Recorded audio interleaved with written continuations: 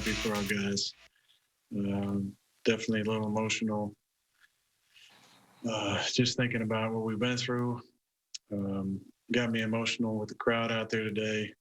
I'm just still really happy about everything that happened tonight. Welcome to Titletown to Tampa. 30 minutes of Packers football in one of the most unusual seasons in NFL history. I'm your host, Zach Hanley. And for the first time as a starter in his career, Aaron Rodgers gets to play an NFC Championship game in the friendly confines of Lambeau Field, thanks to some big plays against the Rams in the fourth quarter.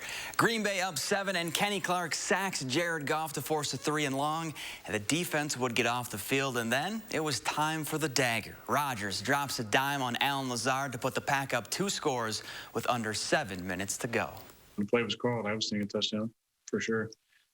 Came up off the fake. I really tried to sell the fake. Came off the fake and saw Allen digging, and he made a really nice catch, kept his feet, and put that thing away. That was pretty special. So Tampa Bay stands in their way for a trip to the Super Bowl. But before we get to that matchup, Ken Kozorowski takes us all the way back to July and explains just how different this year was for the Packers. Zach, thanks very much. At the beginning of this offseason, it looked like the concept of pulling off a professional football season in a pandemic was pretty much a long shot. And the NFL had decided they wouldn't go the route of the NBA and have a bubble, so the league and all its players and personnel had to get creative with protocols that could prioritize safety. But for some players, the risk of contracting COVID meant potentially life-threatening consequences. The players had one player, the recently signed wide receiver Devin Funchess, make the decision to opt out after caring for a family member who had contracted the virus earlier in the year. For those opting in, daily life would not be the same from July onward. Preseason games canceled. Zoom calls became the new rookie camp and OTAs. Preparing physically for the demanding sport would be tough, but the biggest challenge in a non-bubble league lay in virus containment and effective testing. From the start, the Packers have tested daily for the virus and gotten results from private labs within 24 hours. League-wide, players are masking up when not on the field. They're wearing tracking wristbands in team facilities to make contact tracing an easier and efficient process. And since mid-November, the entire NFL has adopted more intensive protocols like conducting most meetings virtually and banning team gatherings away from the practice facility. It's worked for Green Bay. The only instances of positive tests, A.J. Dillon in early November and Jared Veldier the week leading up to the Rams playoff game. I'll be the poster boy for COVID is a real deal. It affects everybody differently. In both cases, contact tracing determined virus spread was either minimal or non-existent, thanks to the players buying into these new concepts. I don't think it was too many worries. We do a great job here of making sure we're distancing ourselves, wearing our trackers, wearing our masks. Just really confident in our protocols and our approach and how we handle things around here. And, it's a great credit to Doug Collins and Flea for just all the work that they put in and to our guys for being disciplined, doing the right things. It's taken plenty of sacrifice. Team bonding opportunities are fewer. The amount of fans in each game have been few. Not ideal for these guys, but worth every sacrifice if the Lombardi Trophy returns to Titletown. Thankful for the chance to be playing. There were so many unknowns when we started the season, just a Zoom off season. We're going to get to this point. Now we're here and we have fans. Now, players and fans alike are no doubt hoping for a return to normalcy next season. But for now, Zach, it looks like the Packers have been able to make the most of all these pandemic-related obstacles that they've had to face. Thanks, Ken. And still to come on Titletown to Tampa, it was a regular season for the record books. A look back at how Green Bay checked off goal after goal, starting with Week 1.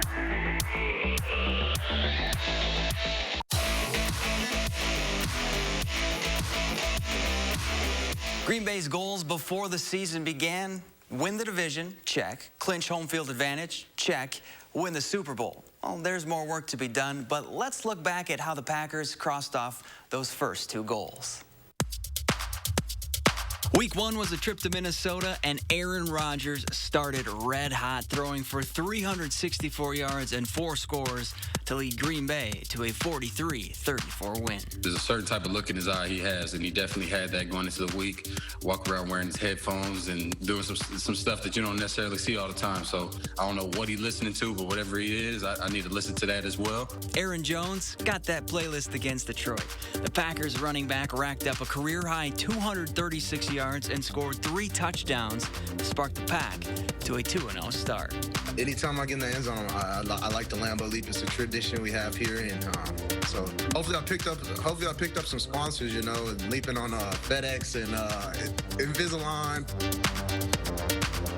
No Davante Adams against the Saints in Week 3, no problem for the Packers. Allen Lazard stepped up in a big way, hauling in 6 catches for 146 yards and a tutty as Green Bay stayed perfect with a 7-point win.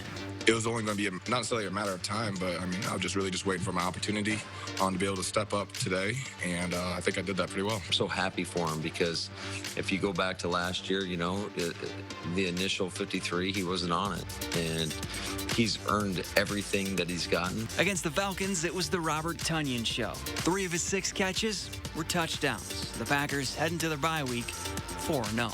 As far as talent-wise, we always knew he's a talented guy. And it's just a matter of time before a game like this happens. But you're talking about respect and trust, being able to count on a guy. We saw that last year with Bobby. It started off great against the Bucs. The Packers jumped out to a 10-point lead, but it was all downhill after that. A pick six started 38 straight points for Tampa Bay as Green Bay loses their first game of the year. Well, you can't have 3 and outs. You can't have negative yards plays, and you can't turn the ball over. Those are how you stem the tide, and that's often how the tide gets growing there, and you can feel it. They bounced back in a big way against the Texans thanks to Davante Adams being Houston's problem. 13 catches, 196 yards, and 2 touchdowns for him. Packers leave Texas with a 15-point win. At the end of the day, I can only eat what's in front of me, so I'm going to go out there and play and run my routes to win. I felt like we had a pretty good day making them pay because when you get a one-on-one, Davante, it is kind of feast or famine. Today we made those plays count. In their second meeting with the Vikings, Dalvin Cook bullied the Green Bay defense. His 163 rushing yards, 63 receiving yards, and 4 touchdowns did not sit well with Matt LaFleur. In order to win this football game, a couple things had to happen. We knew we had to stop the run. That didn't happen. We knew we had to play penalty-free. That didn't happen. The penalties were a big part of it. And when you do that, you're going to get beat. And that's exactly what happened today. Against the 49ers, Marquez Valdez-Scantling made the most of his 2 catches, scoring both times he caught the ball as Green Bay doubled up San Francisco 34-17. That's what we're looking for in this football team. We want resilient guys, and it's always fun to see a guy come through. I thought he played an outstanding game. I mean, yeah, he had the drop, but again, he bounced back. The Packers needed a fourth-quarter touchdown to take the lead for good against the Jags, but the best news came after the game with David Bakhtiari signing a 4-year, $105.5 million contract extension with the team. Have that title for the rest of my life, and that is something that is special that I've been chasing really ever since I got in the league. I always wanted to say that I was the highest paid offensive lineman in NFL history, and today I get to say that. That news was spoiled the following week with an MVS fumble in overtime, a Colts game-winning field goal, and loss number 3 on the year for the Packers. I have a lot of love for Marquez. I see the guy every single day. I see how much he cares about it, and it happens, unfortunately. I can live with the MVS, and we're going to continue to live with him, and just, hope that he continues to get better and better and better. And I've got all the confidence in the world in him.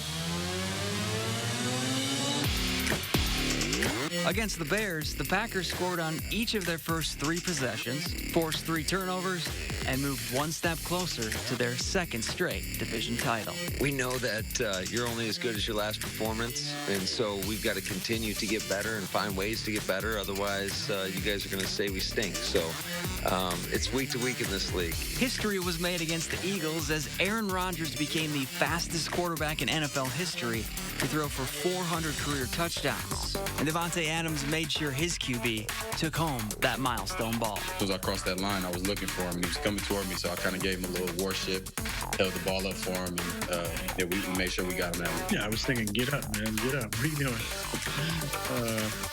But it was a cool moment. The following week, Aaron Rodgers threw for 3 more touchdowns, and the Packers took down the Lions and clinched another NFC North title. We're going to enjoy this one. We're going to enjoy it for one night, and then we're going to get back to work because there's a lot out in front of us. Up next was the date with the Panthers. The Packers were sluggish on offense in the second half, but held on to win their 4th straight game. Just haven't put together a 4-quarter game. We've had some really good stretches, I think, in that stretch, but just not 4 quarters of football way too many times. Tonight we had a couple good quarters and a couple of stinkers. With the Titans in town, the Packers put together 4 good quarters, and it was A.J. Dillon's coming out party. The rookie running back ran for a career-high 124 yards and 2 scores, and the only thing he didn't do well, the Lambeau Leap. They gave me a little bit of grief. I'm sure it's gonna be out there somewhere. But man, I was just so excited. I think I might have jumped from too far. I don't really know, but I'm gonna get it down pat. I promise you that. The number 1 seed was on the line in Week 17, and Green Bay used a 2-touchdown 4th quarter to close out Chicago and make sure the road to the Super Bowl runs through Lambeau.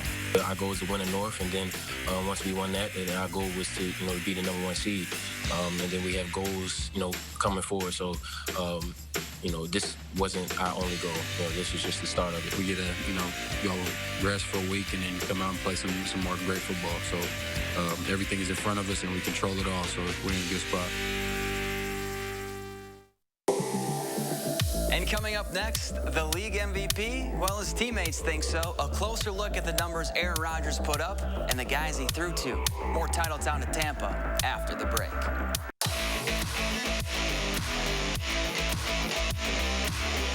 Peyton Manning, Jim Brown, Johnny Unitas, Tom Brady, and Brett Favre have won 3 or more NFL MVPs. On February 6th, Aaron Rodgers has a chance to join that club, and his numbers speak for themselves.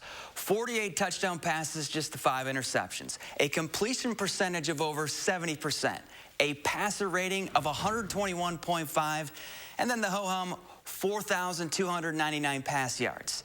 The 48 tutties and his 70.7% completion percentage, both are single-season franchise records, while his QB rating is 2nd all-time in league history behind his 122.5 rating that he set in 2011. This season, Rodgers became the 7th quarterback in NFL history to toss 400 TD passes and the 11th QB with at least 5,000 career passing yards. And to his main target, the MVP is all wrapped up. MVP should be locked up. There's nothing else to really talk about. You look at what we've done and what he's been able to do. And they've hit him with everything. Said that he doesn't have any weapons, and then we go out here and go 13-3. I could talk all day about his MVP.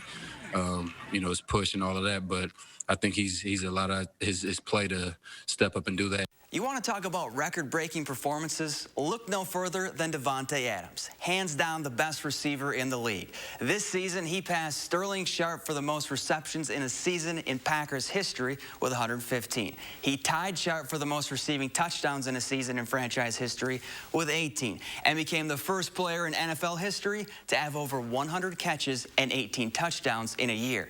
Oh, by the way, Adams did it in 14 games. I said 13.5 games, and then you just had the greatest season of a Packer receiver in history. And I meant it. And it got me emotional. It gets me emotional in this moment. I just have a ton of respect and appreciation for him and what he's accomplished. It's been an unbelievable year. He's just such a special, special player. And we can't forget about Big Bobby Tunyon's breakout year. All that man did was catch touchdowns. Tunyon tied Paul Kaufman for the most TDs by a Packers tight end in team history with 11. Last season, Tunyon caught only 10 total passes. But we're not done. Rodgers, Adams, Corey Linsley, and David Bakhtiari were tabbed first-team All-Pro. The 4 first-team selections are the most the Packers had since 1967. And Green Bay also had 7 players voted to the Pro Bowl. Breaking down the Buccaneers. Still to come on Titletown to Tampa. Andy Herman joins the show to break down the tape on how to beat Tampa Bay. That's next after the break.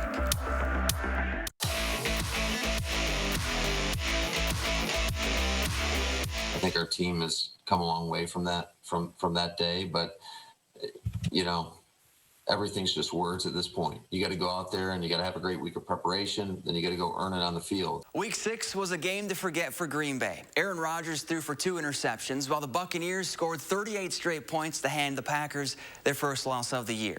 Round 2 is Sunday, and Ken Kozarowski caught up with PackerReport.com's Andy Herman to break down the game tape.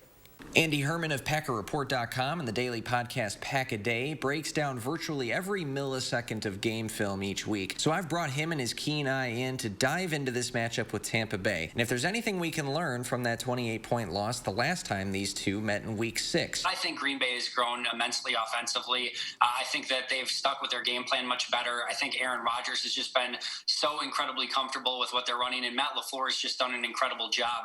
You look at what he did against the Rams. I mean, he got a lot of situations knowing that the Rams like to play 2 deep safeties where they were going to get 5 offensive linemen against 5 defensive linemen. It was a lot of those A.J. Dillon carries where you saw Aaron Jones swing out for a potential screen pass or swing pass, however you want to call it. But I think they're running on all cylinders, and I would be beyond shocked if Tampa Bay had another defensive performance like that against Green Bay this coming week. Tampa defensive coordinator Todd Bowles loved to have his defense blitz. They're second to only the Steelers in quarterback pressures this season, and when Rodgers is pressured this year, his completion percentage drops to 45%.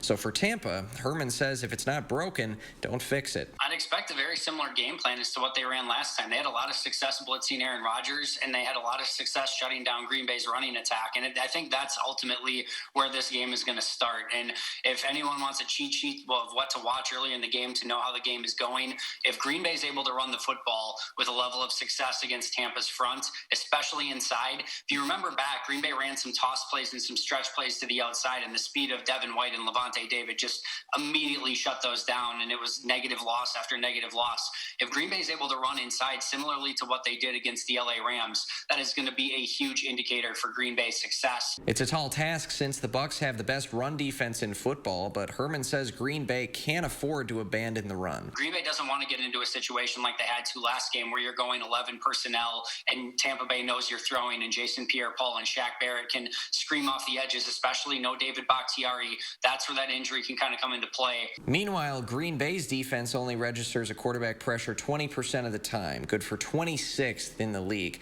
So does Mike Pettin dial up the pressure on Tom Brady or back off in coverage? We've seen Mike Pettin basically play a bend but don't break defense all season long, making teams try to go the length of the field and, basically not make mistakes. And some of those drives are very frustrating to watch. You're now facing arguably the best dinker and dunker and check down guy in the entire history of the National Football League. He will take that underneath stuff all game long. So while the Packers played a ton of man-to-man coverage against the Rams, Herman thinks the opposite will be true against Tampa. I think you're going to see a lot of zone defense. I don't think you want to get into a ton of man-to-man against Antonio Brown, Mike Evans, Godwin, Gronkowski, Brait, etc.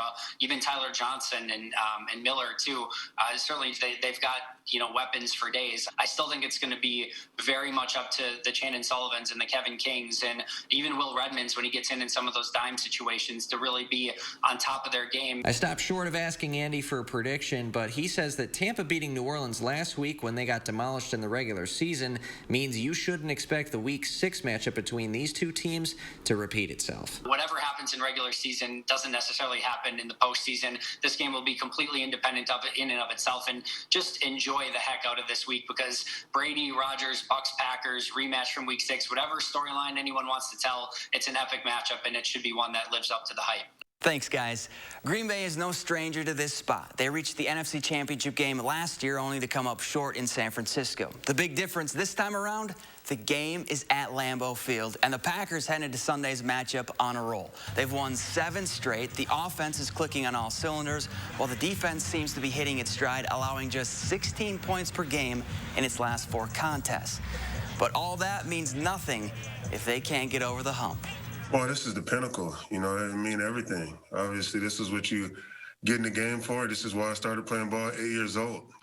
You want to win championships, and it's right there in front of us. This game doesn't even matter if we don't get to the big game. Now we're here and we have fans, so it's pretty exciting to be here. Excited about Sunday, and excited about the weather. Cold, a little wind, and some snow. You have to like those odds if you're the Packers. Kickoff is set for 2:05 with a spot in the Super Bowl on the line. For Ken Kozarowski, I'm Zach Hanley. Thanks for watching Titletown to Tampa.